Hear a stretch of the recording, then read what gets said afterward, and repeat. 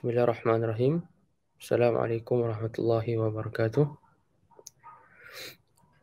Innal hamdalillah nahmaduhu wa nasta'inuhu wa nastaghfiruh wa na'udzu billahi min shururi anfusina wa min sayyiati a'malina man yahdihillahu fala mudilla lahu wa man yudlil fala hadiya lahu. Asyhadu an la ilaha illallah wa asyhadu anna Muhammadan abduhu wa rasuluh. Allahumma 'allimna ma yanfa'una wanfa'na bima 'allamtana warzuqna ilman yuqarribuna ilaika ya arhamar rahimin. Allahumma faqihna fid din wa 'allimna at-ta'wil wa hdina siratal mustaqim. Allahumma inna na'udzubika min ilmin la yanfa' min qalbin la yakhsha' min nafsin la tashba' min da'watin la yusma'. Amma ba'. Kita sambung pengajian kita bagi Nazm Az-Zubat karangan Al-Imam Ibn Raslan rahimahullah ta'ala, yang mana kita berhenti pada 2 minggu lepas, ataupun 2 minggu lepas kalau nak tak silap. Kita berhenti pada kata-kata pengarang wakhtira min aklin li lahmil juzri wa ma'yaqini hadathin aw tuhri. Qala an-nazim rahimahullah wakhtira min aklin li lahmil juzri wa ma'yaqini hadathin aw tuhri. Jadi 2 minggu lepas Ana dah sebutkan tentang pandangan yang terpilih di dalam mazhab Asy-Syafi'i. Pandangan yang dipilih oleh Al-Imam Yahya ibnu Sharaf An-Nawawi rahimahullah adalah memakan daging unta mewajibkan seseorang itu untuk mengambil wuduk. Memakan daging unta membatalkan wuduk. Dan Ana juga sebutkan dah dalilnya kenapa Imam An-Nawawi berpendapat sedemikian. Begitu juga ianya merupakan pandangan yang masyhur di sisi ulama mazhab Hambali dan juga dipilih oleh Al-Imam Al-Baihaqi dan Imam Ibn Khuzaimah. Kesemua ulama ini mereka bersetuju dan mereka cenderung kepada pandangan yang mengatakan wajib mengambil wuduk ataupun wuduk itu akan batal apabila seseorang tu memakan daging unta. Dan mereka melihat hadis yang mengatakan Nabi SAW di akhir umurnya meninggalkan wuduk, tidak mengambil wuduk jika memakan apa yang dimasak dengan api. Maksudnya daging ni dimasak dengan api. Mereka melihat hadis tersebut umum dan dikhususkan dengan hadis memakan daging unta. Di mana hadis memakan daging unta ni, sahabat bertanya kepada Nabi SAW, afanatawadda'u anatawadda'u min luhumil ibil? Qala Nabi SAW, na'am. Sahabat bertanya kepada Nabi, adakah kami perlu berwuduk jika memakan daging unta? Nabi SAW menjawab, ya. Sebab sebelum tu sahabat bertanya, ana tawadda'u min luhumil ghanam, adakah perlu untuk kami mengambil wuduk semula jika makan daging kambing? Nabi SAW menjawab, insyid, jika kamu nak lah. Kalau kamu nak, kamu boleh untuk ni. Kalau kamu tak nak, tak apa, tak payah ambil wuduk untuk daging kambing. Tapi daging unta, bila ditanya, Nabi SAW jawab, ya, kena ambil wuduk. Mereka melihat hadis ini mengkhususkan hadis Jabir, kana akhiru al-amrayni tarkal wuduk mimma massati an-nar. Atau kama qala Jabir radhiyallahu anhu, iaitu urusan terakhir Nabi SAW adalah meninggalkan wuduk, tidak mengambil wuduk apabila memakan sesuatu yang dimasak dengan api. So hadis Jabir mereka mengatakan ianya umum, dikhususkan dengan hadis tadi. Hadis yang mengatakan perlu mengambil wuduk bila makan daging unta. Adapun mazhab Asy-Syafi'i, mereka melihat hadis Jabir tadi memansuhkan. Menasahkan maksudnya memansuhkan hadis yang mengatakan perlu ambil wuduk kerana memakan daging unta. Okey, dan ana dah sebut dah pandangan terpilih Imam Nawawi ni dipanggil ikhtiar. Okey, Imam Nawawi ada ikhtiar yang tersendiri yang pelbagai. Ada beberapa permasalahan yang Imam Nawawi ada pandangan tersendiri yang kita cakap di mana Imam An-Nawawi keluar daripada mazhab. Okey, tidak mengikuti pandangan yang masyhur dan muktamad dalam mazhab. Sebab tu tuan-tuan dan puan-puan yang dirahmati Allah sekalian, kena tahu yang Imam An-Nawawi ni ada banyak kitab. Sebahagian kitab Imam Nawawi beliau akan menekankan untuk menukilkan pandangan ulama mazhab Syafi'i, membawa dalilnya. Dan ada sebahagian kitab Imam Nawawi beliau agak longgar dan lebih cenderung untuk mungkin memberikan pandangan peribadi beliau. Pandangan peribadi dan pandangan terpilih beliau yang kadang-kadang menyelisihi mazhab Syafi'i. Okey. Contohnya apa? Contohnya Al-Imam An-Nawawi dalam kitab Syarah Sahih Muslim, Minhajul Muhaddithin ataupun nama ringkasnya Al-Minhaj. Okey, bukan Minhaj yang lagi satu dalam fiqh, ni Minhaj Syarah Sahih Muslim. So kitab Imam Nawawi dalam Syarah Sahih Muslim Al-Minhaj, Imam Nawawi lebih cenderung untuk menyatakan banyak dalam kitab tersebut pandangan peribadi beliau. Okey. Dan satu lagi kitab yang kadang-kadang Imam Nawawi ada juga sebutkan pandangan peribadi beliau, kitab Al-Majmu'. Ya, okay, yang mana dalam Al-Majmu' mungkin Imam Nawawi akan sebutkan dalam beberapa permasalahan. Isu ni beliau melihat ianya lebih dekat kepada dalil berbanding pandangan mazhab contohnya. Selain daripada Majmu' dengan Minhaj, jarang Imam Nawawi buat begitu. Dalam Rawdah At-Talibin jarang, okay? Dalam Minhaj At-Talibin pun tak ada. Dalam Tahqiq tak ada. Okay, dalam kitab-kitab Imam Nawawi yang lain lah. Nukat At-Tanbih dan sebagainya. Dan macam anda sebutkan juga, Imam Nawawi memang layak untuk buat demikian kerana beliau telah mencapai darjah ijtihad. Okay, Imam Nawawi telah mencapai darjah ijtihad. Sekurangnya beliau mujtahid fatwa dalam mazhab. Mazhab kita lah. Beliau mujtahid fatwa. Bila seseorang itu mencapai darjah ijtihad, dia berhak untuk ada ijtihadnya tersendiri, untuk pilih pandangan tersendiri, walaupun menyelisihi mazhab. Okey. Dan anda dah sebutkan kisah tentang Imam As-Suyuti 2 minggu lepas, yang mana Imam As-Suyuti mendakwa mencapai darjah ijtihad fatwa ni, darjah ijtihad. Kemudian beliau diuji oleh ulama-ulama zamannya untuk menyelesaikan 18 permasalahan fiqh. Yang mana 18 permasalahan fiqh itu diitlakkan khilafnya di kalangan ulama mazhab Syafi'i. Diitlakkan khilaf ni maksudnya tak ada ulama yang tarjih khilaf tersebut. Ini istilah dalam ilmu mazhab. Bila kita panggil itlak khilaf, maksudnya tak ada yang tarjih. So 18 permasalahan fiqh ditujukan kepada Imam As-Suyuti, yang mana permasalahan itu permasalahan khilaf mutlak yang tidak ditarjihkan. Kemudian Imam Suyuti diminta untuk mentarjihkan permasalahan tersebut. Jadi Imam Suyuti tak mampu untuk tarjihkan melainkan beberapa sahaja, kurang daripada separuh. Kan? Ulama zaman beliau kata ambil 18 permasalahan ni, tarjihkannya dengan melihat kepada dalil dan menggunakan qawaid al-mujtahidin, dan menggunakan kaedah-kaedah ulama-ulama ijtihad, mujtahid.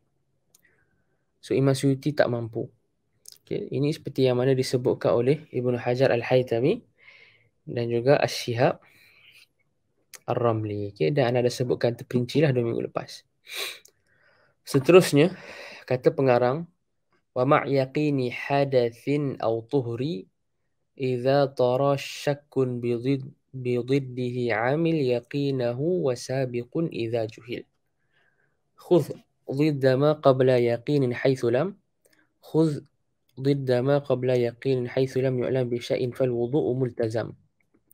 So 3 rangkap ni lebih kurang, ataupun 2,5 rangkap ni daripada wa ma' yaqini hadathin. sampai penghujung rangkap ke 121, dia sebenarnya nak bincang masalah yang lebih kurang sama. Okey, kita baca terjemahannya. Wa ma' yaqini hadathin aw tuhuri idza tara syakkun bi dhiddihi amil. Okey. Adapun jika dia yakin bahawa dirinya berhadas atau suci, lalu kemudian datang keraguan, maka hendaklah dia mengamalkan ataupun mengambil yang lawan dari keraguan itu. Okey. Ya, lawan dengan dia beramal dengan yang lawan daripada keraguan tu, iaitu yang yakin. Okey. Ini dipanggil permasalahan yang ulama fiqh kita namakan sebagai isu al-yaqin la yazulu bisyak. Yakin itu tidak dikalahkan dengan atau tidak dihilangkan dengan syak. Yang mana ia merupakan di antara 5 kaedah utama. Okay, al-qawaid al-kubra yang disebutkan di dalam kitab Qawaidul Fiqh ataupun al-qawaid al-fiqhiyah. Kan? Jadi macam untuk makluman tuan-tuan dan puan-puan dirahmati Allah sekalian, kalau kita ambil sebagai contoh, kitab Al-Qawaid Al-Fiqhiyah yang utama dalam mazhab kita ni, kitab namanya Al-Ashbah wan Nadhair. Okay, oleh Imam As-Suyuti, Jalaluddin Abu Abdurrahman As-Suyuti. Jadi Imam Suyuti dalam Al-Ashbah wan Nadhair, bahagian pertama kitab beliau adalah beliau menyebutkan 5 qawaid kubra itu, 5 kaedah yang utama itu. Al-umur bimaqasidiha, ad-darar yuzal, al-'adah muhakkamah, al-yaqin la yazulu bisyak, al-masyaqqah tajlibu at-taysir. 5 kaedah ini disebutkan oleh Imam Suyuti dan disebutkan berserta dengannya dalilnya, begitu juga kaedah-kaedah lain yang kecil yang masuk di bawahnya. Kerana setiap kaedah yang utama tadi, al-umur bimaqasidiha, al-'adah muhakkamah kan, dan seterusnya, di bawahnya ada kaedah-kaedah kecil. Begitu juga kaedah kita hari ini, iaitu al-yaqin la yazulu bisyak. Okey, di bawah dia ada banyak kaedah kecil. Dan yang kalau tuan-tuan dan puan-puan ada rezeki nanti boleh belajar kitab tersebut lah, ataupun kitab qawaid fiqh lah. Contohnya ada kaedah kecil yang menyebutkan, contohnya la ibrata bidzannil bayyin khata'u. La ibrata bidzannil bayyin khata'u. Kaedah tu masuk di bawah kaedah besar al-yaqin la yazulu bisyak. Dan kaedah al-yaqin la yazulu bisyak ini diambil daripada hadis yang sahih. Okay, riwayat Imam Al-Bukhari daripada Abbad bin Tamim, daripada Abdullah bin Zaid bin Asim Al-Mazini radhiyallahu anhu, daripada Nabi sallallahu alaihi wasallam, disebutkan kepada Nabi, ada orang mengadu kepada Nabi, syukiya ila Nabi sallallahu alaihi wasallam ar-rajul, kan, diadukan kepada Nabi SAW tentang seorang lelaki yang yajidu syai'a fi solah. Dia rasa macam solat dia tak sah sebab dia rasa mungkin dia punya perut dia berbunyi ataupun dia buang angin lah. Dia rasa macam dia dah buang angin dah time solat. Dia syak solat dia sah ke tak? Sebab dia rasa-rasa macam dia dah buang angin.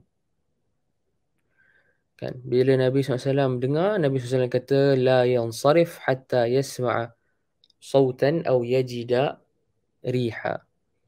Jangan orang itu keluar daripada solatnya, beredar daripada solatnya sehinggalah dia yakin dengan dia dengar betul-betul ada bunyi yang keluar kalau dia buang angin ataupun dia bau. Kalau tak ada, jangan.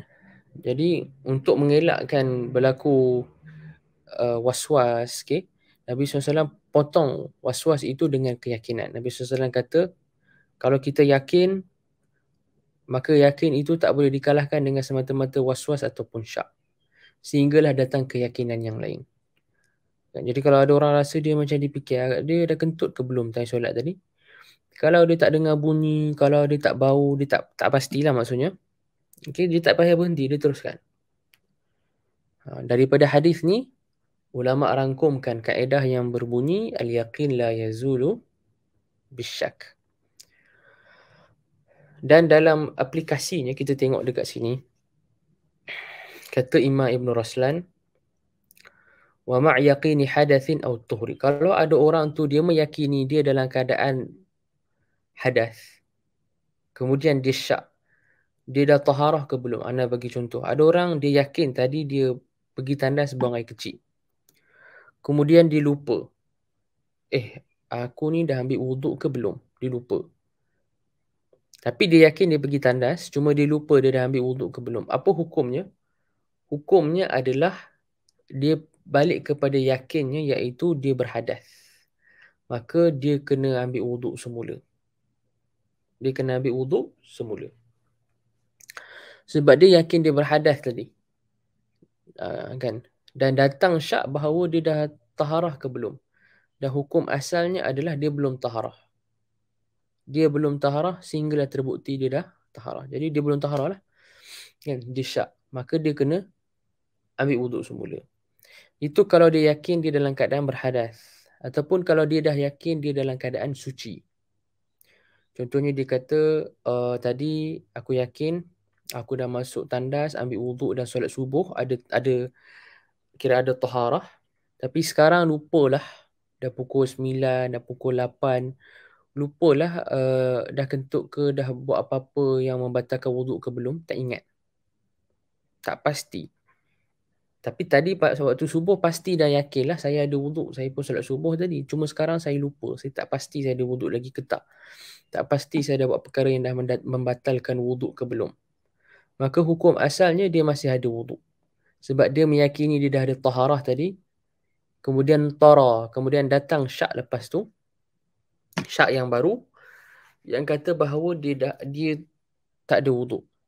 Cuma syak itu tak dapat mengalahkan yakinnya. Okey. Ini permasalahan pertama dalam kes al-yaqin la yazulu bisyak ini.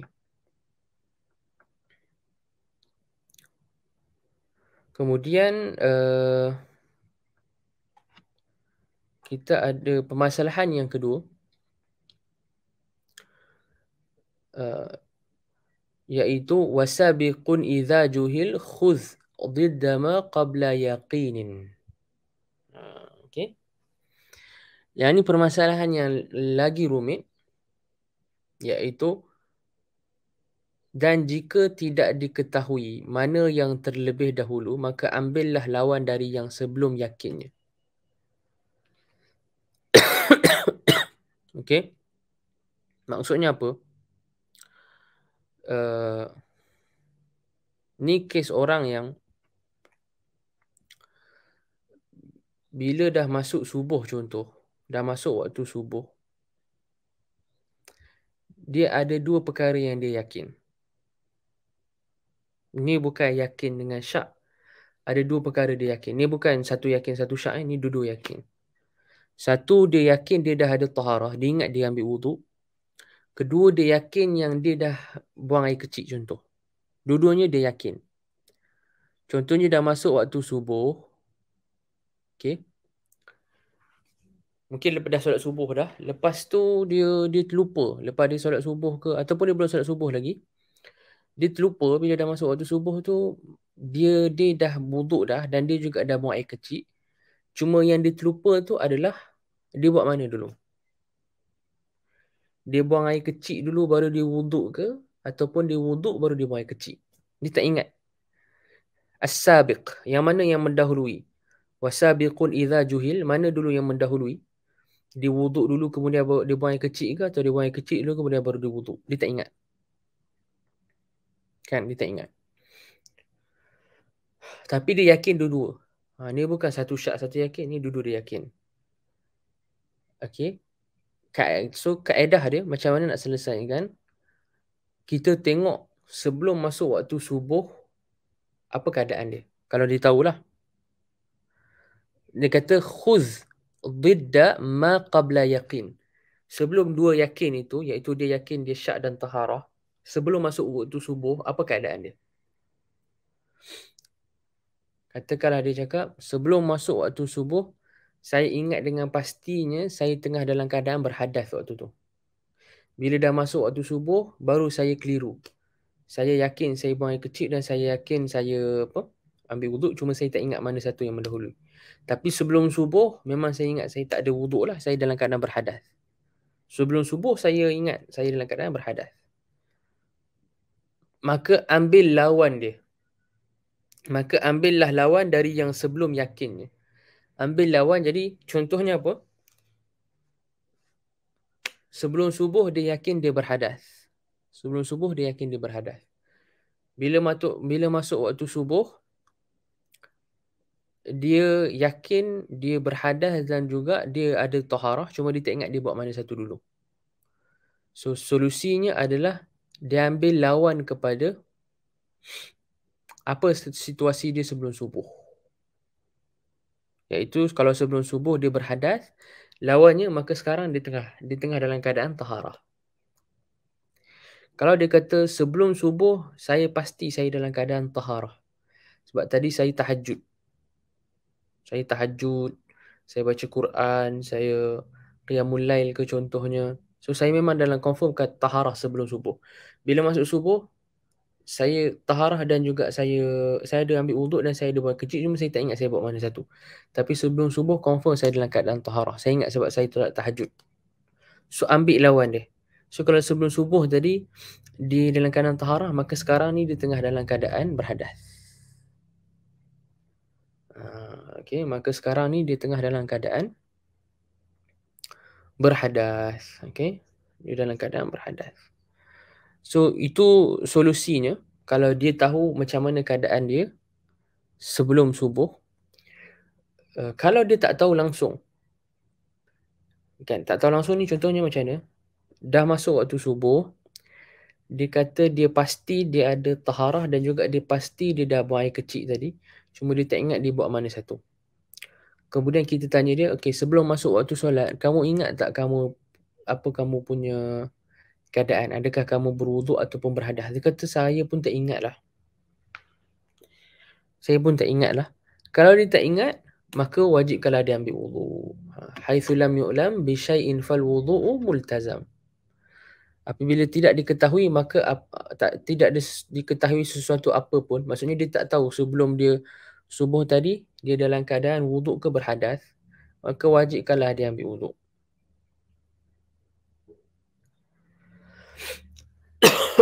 Okay, wajibkan dia ambil wuduk. Jadi ada 3 keadaan lah. Keadaan yang pertama, jika dia yakin dia berhadas, kemudian dia syak dia dah taharah ke belum, hukumnya adalah dia berhadas. Begitu juga jika dia yakin dia dalam keadaan taharah, kemudian dia dah syak dia dah berhadas ke belum, hukumnya adalah dia dalam keadaan taharah. Kes yang kedua, lepas masuk subuh, dia meyakini yang dia ada taharah dan juga dia ada hadas. Cuma dia tak ingat mana datang dulu, dia taharah ke hadas. Tapi dia ingat sebelum subuh, apa keadaan dia. Kalau dia ingat sebelum subuh dia dalam keadaan taharah, maka keadaan sekarang dia adalah lawan. Iaitu dia dalam keadaan berhadas. Kalau sebelum subuh dia ingat dia dalam keadaan berhadas, maka sekarang lawan dia iaitu dia sekarang dalam keadaan taharah. Yang ketiga, dia tak ingat langsung sebelum subuh apa status dia. Saya pun tak ingat sebelum subuh saya berhadas ke saya dalam keadaan taharah. Maka wajibkan dia ambil wuduk. Wajibkan sahaja dia ambil wuduk. Haitsu lam yu'lam bi syai'in fal wudu'u multazam. Okey, haitsu lam yu'lam bi syai'in fal wudu'u multazam. Maka wajiblah baginya berwuduk.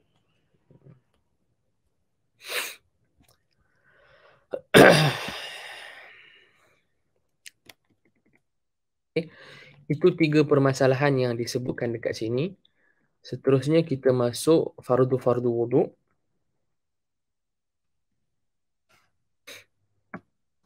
Rangkap yang ke-122 ni.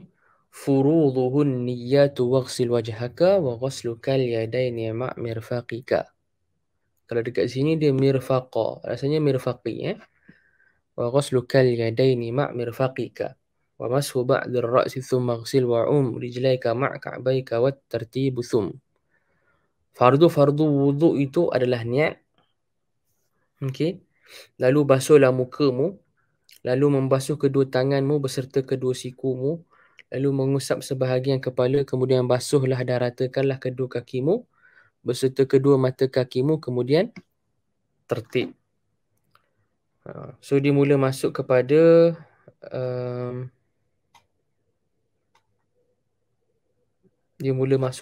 perbahasan fardu-fardu wuduk. Okey, perkara-perkara yang wajib untuk dibuat ketika wuduk. Fardu-fardu wuduk ini diambil daripada ayat Al-Quran. Okay, ya ayyuhallazina amanu idza qumtum ila as-salah faghsilu wujuhakum wa aydiyakum ila al-marafiqi wamsahu bi ru'usikum wa arjulakum ila al-ka'bain. Wahai orang beriman, apabila kamu hendak mendirikan solat, maka basuhlah wajah kamu, kedua tangan kamu sampai ke siku, kemudian sapulah sebahagian daripada kepala kamu dan basuhlah kaki kamu hingga ke buku lali. Okey, kita pergi yang pertama. Fardu yang pertama bagi wuduk adalah niat. Niat ya. Niat itu hukumnya wajib bagi wuduk. Okey. Dan niat ini adalah syarat untuk sahnya satu ibadah lah. Kalau tak niat tak dapat. Dan para ulama bila membahaskan tentang niat ini, ulama telah menjadi tradisi ulama dalam mazhab kita untuk menyebutkan 7 perbahasan utama berkaitan dengan niat. Iaitu haqiqatun, hukmun, mahallun, wa zaman, kaifiyatun, syartun, wa maqsudun hasan. Ada beberapa 7 perbahasan utama berkaitan dengan niat. Haqiqatun, hukmun, mahallun, zaman, kaifiyatun, syartun, maqsudun hasan. 7 perbahasan yang tuan-tuan dan puan-puan perlu kuasai dan tahqiq untuk faham perbahasan niat ni. Yang pertama, haqiqah. Apa dia niat? Definisi niat ni apa? Definisi niat ni, kata para ulama, adalah qasdus syai'i muqtarinan bi fi'lih. Kita berkehendak untuk buat satu perkara dalam keadaan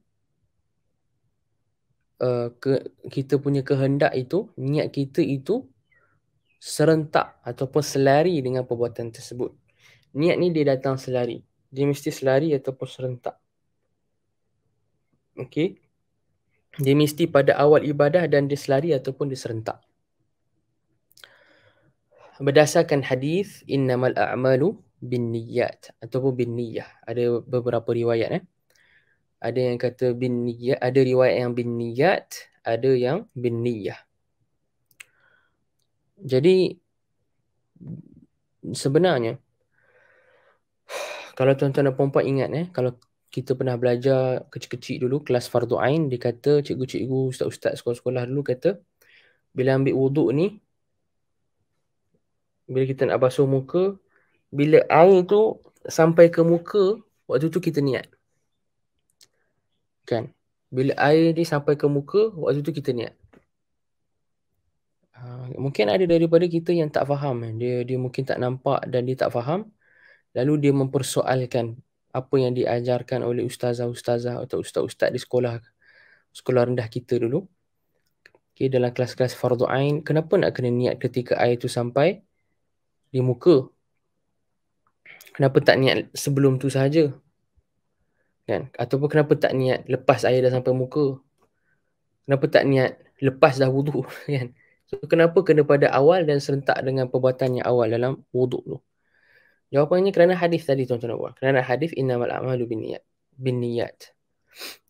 Kata para ulama bahasa kita, ulama bahasa Arab, innamal a'malu binniyat. Huruf ba dekat situ dipanggil ba yang membawa maksud musahabah. Sebab dalam bahasa Arab, huruf ba ini datang dengan pelbagai maksud. Ba dengan maksud al-isti'anah, ba dengan maksud at-tabarruk, ba dengan maksud at-tab'id, ba dengan maksud al-musahabah, ba dengan maksud al-zarfiyah, ba dengan maksud at-ta'lil, macam-macam lah. Jadi pada innamal a'malu binniyat, huruf ba di situ datang dengan maksud musahabah, iaitu hanya sahaja amalan itu menjadi sah jika ianya beriringan dengan niat. Mana datang beriringan dengan niat? Datang beriringan itu sebab huruf ba. Ba dekat situ kata ulama bahasa musahabah. Innama tasihhul a'malu binniyat. Okey, innama tasihhu al-a'malu bi an-niyat. Itu takdir yang dipakai oleh mazhab kita dan mazhab jumhur. Hanya sahaja sah suatu amalan itu jika ia beriringan dengan niat. Bimusahabati an-niyah. Bin niyat maksudnya bimusahabati niyat. Kena serentak. Jadi ada dalil. Ada dalil kenapa dikatakan niat itu harus wajib, bukan harus, wajib pada awal ibadah. Dan wajib serentak dengan awal ibadah kerana huruf ba. Hanya ada beberapa sahaja perkara dalam mazhab Syafi'i dikecualikan yang mana kita boleh niat dengan lebih awal. Antaranya puasa lah. Sebab puasa kita boleh tabyitun niyah. Bukan kita boleh, kita wajib tabyitun niyah. Tabyitun niyah maksudnya berniat di waktu malam. Dan kita boleh niat seawal masuk maghrib atau isyak, kita dah boleh niat untuk puasa esok. Kalau puasa fardu, boleh. Sah. Walaupun kita nak puasa esok paginya, tak tidur lagi. Pukul 9 malam, 10 malam, kita dah niat dah. Besok saya nak puasa fardu contoh. Besok saya nak puasa fardu Ramadan. Contoh besok saya nak puasa fardu nazar. Besok saya nak puasa fardu qada contoh. Boleh. Walaupun lagi 7 jam dia nak puasa. Walaupun baru pukul 10 malam, 9 malam, dia tak tidur lagi. Boleh. So itu antara kes yang boleh didahulukan niat daripada ibadah. Tapi dia kes yang pengecualian lah. Dia bukan kes yang majoriti. Dia kes yang kita cakap pengecualian, secluded, yang dikecualikan. Okay. Special case kita cakap kan. So itu hakikat niat. Haqiqatun hukmun. Apa hukum niat? Niat ni kebanyakan keadaannya dia wajib. Dalam kebanyakan furu' fiqah dia wajib. Ada beberapa furu' fiqah saja dia tak wajib. Kita akan belajar nanti. Haqiqatun hukmun mahal. Mahal tempat dekat mana kita niat. Niat ni di hati. Niat di hati. Adapun melafazkan niat, maka dalam mazhab kita mustahab, digalakkan sahaja. Hakikatnya niat yang diambil iktibar adalah di hati. Okey. Dan melafazkan niat dalam mazhab kita mustahab, digalakkan. Melafazkan ni maksudnya kita lafazkan, kita je dengar. Kalau kita baca kuat, itu dia tak panggil talaffuz, itu dia panggil al-jahr. Al-jahr bi an-niyah. Dan al-jahru bin niyah, seperti mana yang Imam As-Suyuti sebutkan, dinukilkan ada ijma' ulama, al-jahr bin niyah ni haram. Al-jahru bin niyah dinukilkan ijma' haram. Cuma mazhab kita galakkan talaffuz. Talaffuz ni lafaz je, tak kuat. Al-jahr ni dilafaz kuat-kuat bagi orang tepi dia dengar, kacau orang semua dengan dia punya niat dia. Itu Imam Suyuti nukilkan ijma' bahawa ianya haram. Hukmun hakikatu hukum mahallun wa zaman. Zaman ni bila kita nak niat di awal ibadah, macam Ana cakap tadi. Serentak dengan awal ibadah kecuali pada puasa dan beberapa ibadah yang lain. Okey, puasa dan beberapa ibadah yang lain. Haqiqatun hukmun mahallun wa zaman kaifiyah. Kaifiat niat ni macam mana? Berbeza ikut ibadah. Kalau wuduk, cukup kita niat nawaitul wuduk. Sahaja aku berwuduk, sah. Sahaja aku berwuduk, sah. Nawaitul wuduk, sah. Cukup. Semudah tu. Dalam hati je. Sahaja aku berwuduk, nawaitul wuduk. Habis cerita. Dia senang. Tak perlu tambah pun. Nawaitu fardha al-wuduk. Tak perlu. Tak perlu tambah pun nawaitu fardha al-wuduk lillahi ta'ala. Tak perlu. Cukup nawaitul wuduk. Cukup. Kaifiyatun syartun. Apa syarat niat? Orang yang berniat itu Islam. Islamun nawi dipanggil. Kita Islam, Alhamdulillah. Semoga Allah sabatkan kita di atas agama ni. Kemudian syarat yang kedua, kita tak ada ta'liq dalam niat. Contohnya, saya berniat untuk wuduk jika nanti kawan saya datang. Saya berniat untuk wuduk jika nanti kucing saya pulang. Itu dipanggil ta'liq niat. Ta'liq niat ni tak sah. So syarat sah niat dia tak boleh ada ta'liq. Dia kena tanjiz. Tanjiz ni tak ada ta'liq. Okay. Kaifiyatun syartun wa maqsudun. Apa maksud niat? Apa maksud niat? Apa faedah dia? Apa objektif niat? Objektif niat ni adalah untuk membezakan di antara ibadat dan adat dan membezakan di antara ibadat itu sendiri. Membezakan di antara ibadat dan adat. Contohnya orang mandi wajib dengan mandi biasa. Mungkin sama dari sudut zahirnya, dia mandi wajib dengan mandi biasa sama. Dia dah ratakan air ke seluruh badan lah. Dia mandi biasa pun dia rata air ke seluruh badan. Dia mandi wajib dia rata air ke seluruh badan. Tak nampak beza apa pun. Jadi apa yang membezakan dia walaupun gambaran ni sama? Membezakan dia niat. Itu di antara adat dan ibadat. Kadang-kadang di antara ibadat itu sendiri. Lelaki A puasa pada hari ni. Tak makan, tak minum. Lelaki B pun puasa pada hari ni. Tak makan, tak minum. Tapi A puasa lain, B puasa lain. A mungkin puasa Khamis, sunat Khamis. B ni dia puasa contoh qada hari ni. Ada hutang puasa dia lepas, dia tak puasa lagi. Dia puasa qada wajib. Ada orang lelaki C dia puasa hari ni sebab apa? Dia nazar. Katakanlah dia ada nazar, esok saya puasa kalau anak saya berjaya dalam periksa, tak tengok anak dia periksa berjaya. Dia pun puasa hari ni. Kan? So kita ada 3 orang yang puasa hari ni, semua tak makan, tak minum. Secara zahirnya sama, tapi tiga-tiga ada niat lain. Tiga-tiga ada hukum yang lain. Satu puasa nazar, satu puasa qada, satu puasa sunat. Kan? Okay, so dia membezakan di antara ibadah. Ibadah itu sendiri.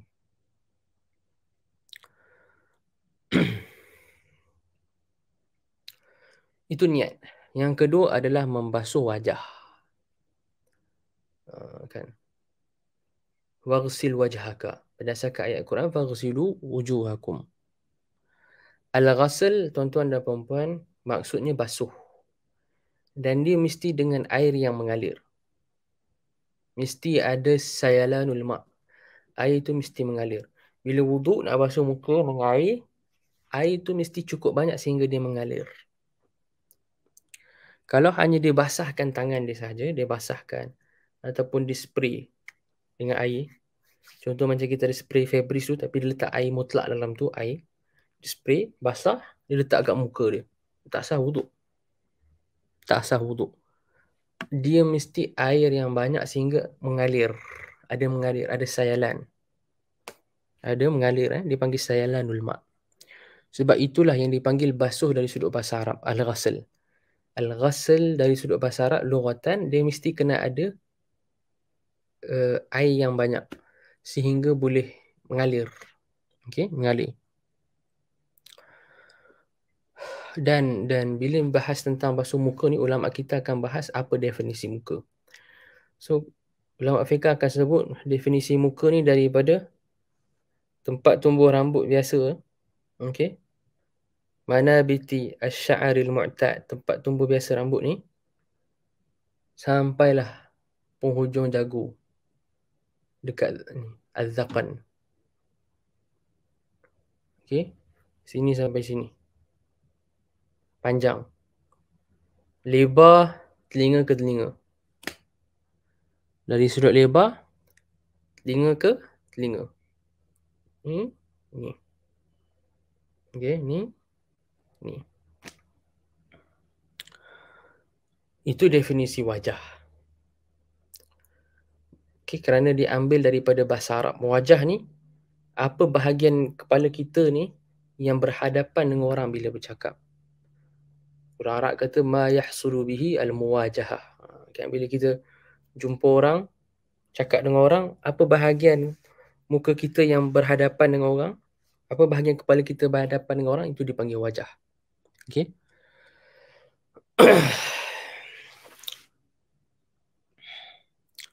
Maka dia wajib basuh semua.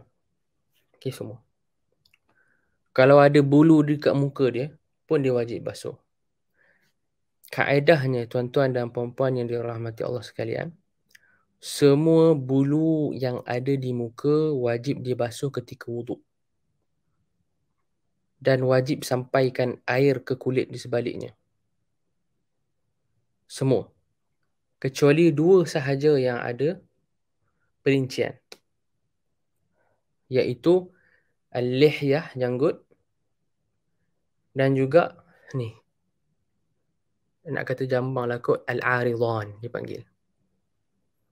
Ni bulu yang tumbuh sini. Yang tumbuh dekat gerahang. Bulu yang tumbuh dekat tulang rahang ni. Ni dipanggil aridhan. Janggut dipanggil lihyah. Untuk lihyah dan aridhan ada perincian. Perincian dia mudah. Kalau dia nipis, wajib basuh zahir dan batin. Bulu tu wajib basuh dan kena sampaikan air ke kulit. Kalau dia nipis. Kalau dia tebal, cukup basuh zahir je dan tak wajib sampaikan air ke kulit. Kalau dia tebal, cukup basuh luar dia sahaja, tak wajib sampaikan air ke kulit. Kalau dia tebal. Kalau dia nipis, basuh bulu tu dan sampaikan air ke kulit. Wajib basuh zahir dan batin. Okay. Itu untuk al-aridhan dan juga al-lihyah. Macam mana nak tahu tebal atau nipis? Kata para ulama, dhabitnya adalah kalau kita cakap dengan seseorang, kita berdiri depan dia 1 meter, 1.5 meter. Kalau kita nampak kulit di sebalik janggutnya, kita boleh nampak warna kulit di sebalik janggut, maka janggutnya nipis. Kalau kita berdiri 1 meter, 1.5 meter, bila kita cakap dengan dia, kita tak nampak warna kulit di sebalik janggutnya, maka janggut tu tebal.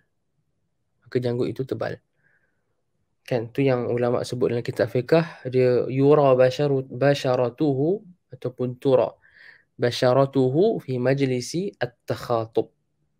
Boleh dilihat warna kulitnya jika tengah cakap dengan orang tu depan-depan. Itu maksudnya janggutnya nipis. Kalau tak nampak warna kulit, maka janggutnya tebal. Okey. Bulu lain wajib basuh secara mutlak. Okey. Contohnya ni. Ini dipanggil ni anfaqah. Yang ni dipanggil misai ni syarib. Yang ni sideburn dipanggil azar. Kening ni hajib. Hajib. Okey. Dan macam-macam lagi lah bulu yang ada. Okey. Ada lebih kurang 20 bulu di muka kalau tak silap. Kalau ada bulu yang tumbuh dekat dahi pun ada, dipanggil ghammah atau rummah. Orang yang ada bulu tumbuh dekat dahi dipanggil agham. Agham. Dia wajib basuh juga. Okay, dan zaman dulu orang Arab kata siapa yang tumbuh bulu dekat dahi ni biasanya dia orang yang lembab lah. Tapi wallahualam betul ke tak? Ni orang Arab dulu kata. Orang Arab dulu kata.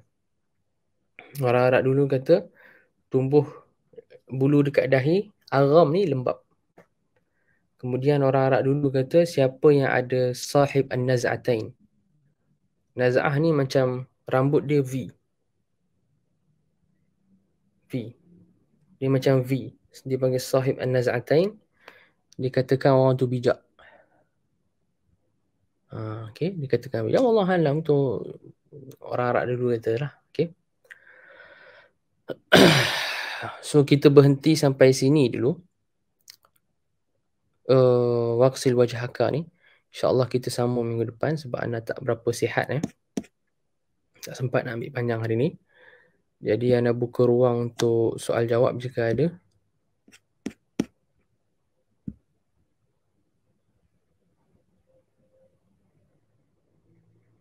Menyelang-nyelikan janggut itu untuk janggut nipis ke tebal. Kalau janggut dia tebal, dia wajib basuh luar janggut dia je. Okey. Menyelakan janggut dia macam tu, dia sela, dia menyela janggut dia, waktu tu hukumnya sunat. Kalau janggut ni nipis, dia menyela janggut dia wajib. Kalau janggut dia nipis, menyela janggut tu wajib. Menyampaikan air ke janggut itu, batin dan zahirnya semuanya wajib. So dia wajib menyelakan. Okey, kalau nipis. Kalau tebal, menyelakan janggut tu sunat. Kalau tebal, menyelakan janggut itu sunat. Ada soalan lain?